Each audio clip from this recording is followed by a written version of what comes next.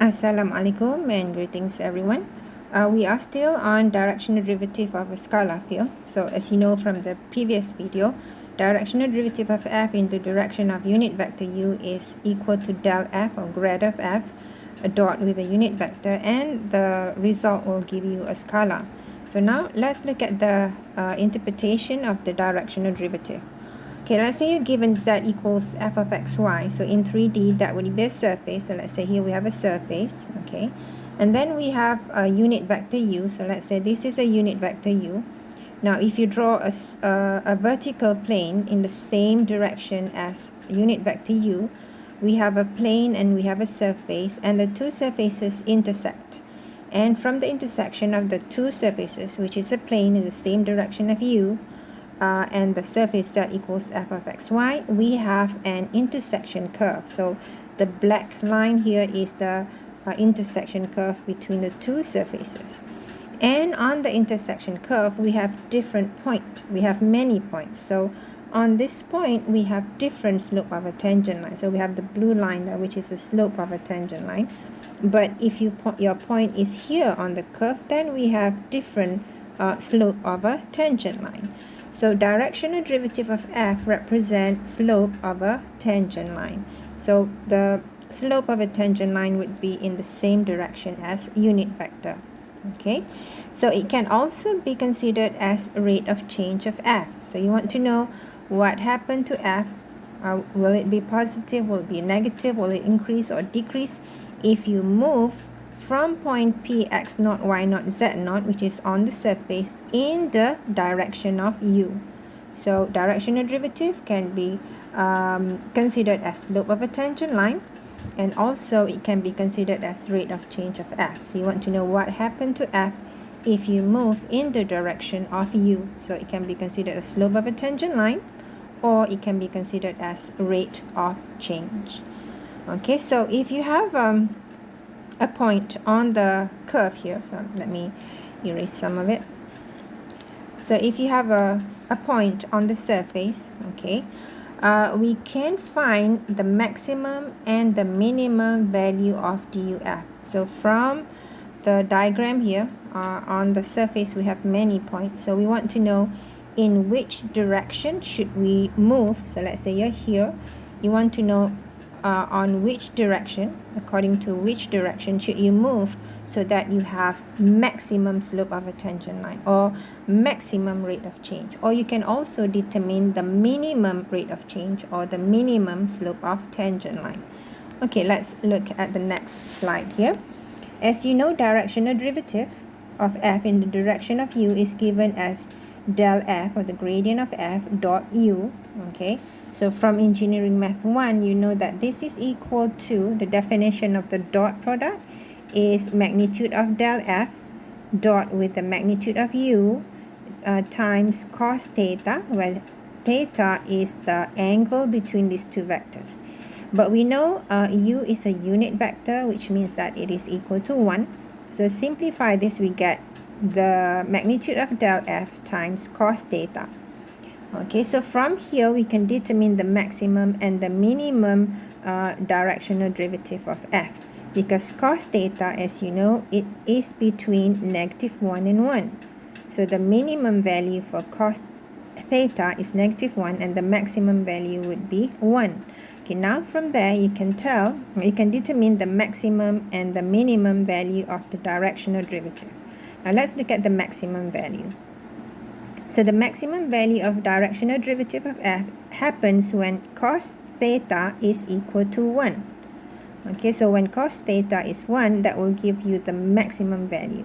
And that happens, cos theta is equal to 1 when theta is equal to 0, which means that the direction of the unit vector u is in the same direction as the gradient of f. Okay, so excuse me, the maximum directional derivative is equal to magnitude of del f, and the direction in the unit vector would be the same direction as del f, because we want cos theta to be 1, which means theta is 0. So when theta is 0, meaning that u and del f should be in the same direction. So that would be the direction which will give you the maximum directional derivative. Now, if you want the minimum directional derivative, then you want cos theta to be -1. That would be the minimum value. So cos theta is equal to -1 when theta is equal to 180 degrees or pi, okay? Which means that u and directional derivative must be in the opposite direction because theta now is 180, so they should be in the opposite direction.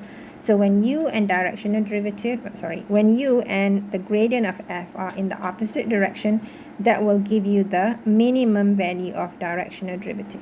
So the minimum value would be negative magnitude of del f, and the direction is equal to negative del f divided by magnitude of del f. So that's how you calculate the maximum and minimum values of directional derivative. Okay, so again, maximum is equal to magnitude of del f, positive, and the direction for the maximum would be in the same direction, which is del f dot magnitude of del f. But for the minimum, so this one is for maximum, for minimum happens it's equal to magnitude of del f multiplied with -1, so negative of that, and the direction would be in the opposite direction of del f, so negative del f divided by magnitude of del f. So this one is for this one is for minimum, okay, and this one is for maximum, right? Okay, now let's look at an example. Okay, it says here, find the maximum value of directional derivative at point -2, 0 when f is equal to x squared ey. Okay, we want the maximum, and we also need to state the direction of the unit vector. Okay, so we want the maximum directional derivative, and we know maximum directional derivative is magnitude of del f, and the direction would be the same direction, del f divided by magnitude of del f. Okay, let me see here. Okay, let's get more room. Okay, so for directional derivative, maximum directional derivative is equal to magnitude of del f. So we need to find del f first. Del f is a vector. The x component is partial f partial f.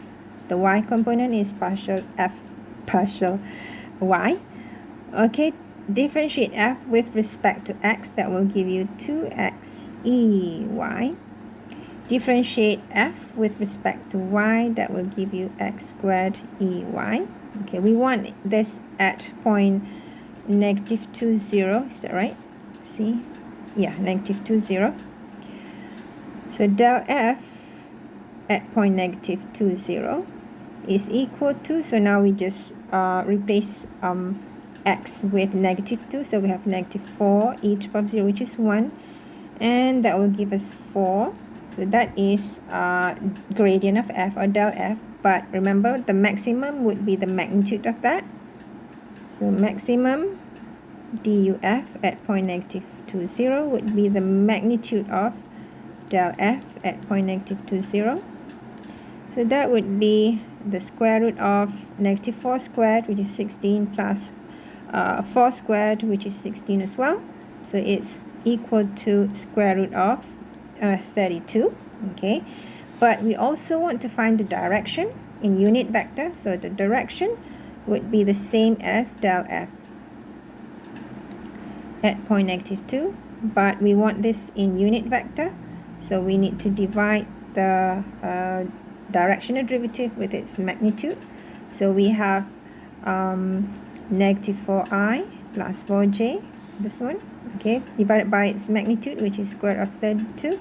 So that will give us -4 over square root of 32 plus 4 over square root of 32. Okay, we can simplify this even further because we know that 32 is really 16 times 2, which is 4 square root of 2. Okay, if you simplify this, then you get -1 over square root of 2, 1 over square root of 2. So this is the direction of the unit vector so that we can get the maximum directional derivative. So this is the value of the maximum directional derivative, and this is the direction that you should take so that you get the maximum directional derivative. Okay, thank you.